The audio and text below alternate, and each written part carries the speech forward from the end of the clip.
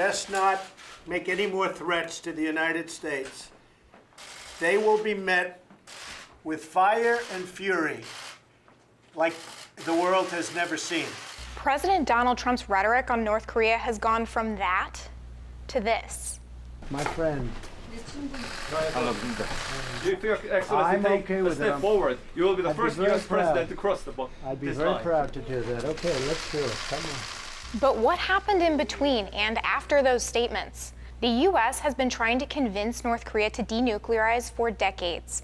President Trump continued that effort after his election, pressing China to help get North Korea to end its nuclear ambitions. But the president eventually moved on from that tactic, telling the Financial Times in April 2017 that the U.S. would deal with the North's nuclear weapons program with or without China's help. North Korea has repeatedly promised it would stop its nuclear development in exchange for food and economic aid. But tensions between the U.S. and North Korea increased as the North conducted multiple missile tests and even threatened to reduce the U.S. to ashes. The United States has great strength and patience.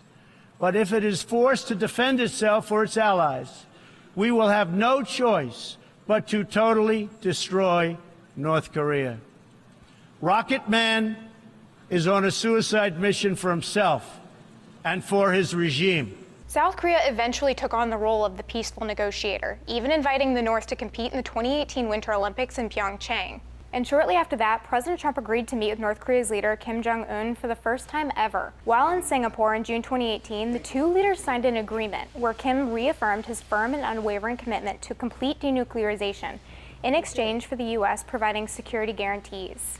As part of that agreement, North Korea returned the remains of dozens of U.S. service members who fought in the Korean War.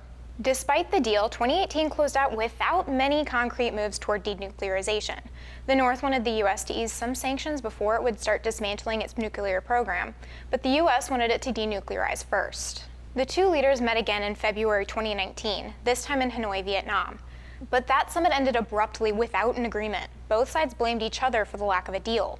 Then, in an effort to ease tensions, the U.S. announced an end to its annual large-scale military drills with South Korea. Skip ahead to June 2019. President Trump became the first sitting U.S. president to step foot on North Korean soil when he traveled through the demilitarized zone and crossed the border from South Korea into the north. But denuclearization talks remained mostly stalled. In September 2019, North Korea said it was willing to resume talks. Negotiations started up again in October, but quickly fizzled out after North Korea said the U.S. brought nothing to the table. North Korea then gave the U.S. until the end of the year to make concessions in denuclearization talks. After the U.S. dismissed that deadline, Kim signaled he may resume nuclear and long-range missile tests. In a speech, he said he no longer felt bound to his self-imposed suspensions on such tests and hadn't gotten anything in return for the suspension. After Kim's statement, President Trump said the two leaders still had a good relationship. He's representing his country, I'm representing my country. We have to do what we have to do. But he did sign a contract, he did sign an agreement talking about denuclearization. And that was signed, number one sentence, denuclearization. That was done in Singapore. And I think he's a man of his word, so we're going to find out.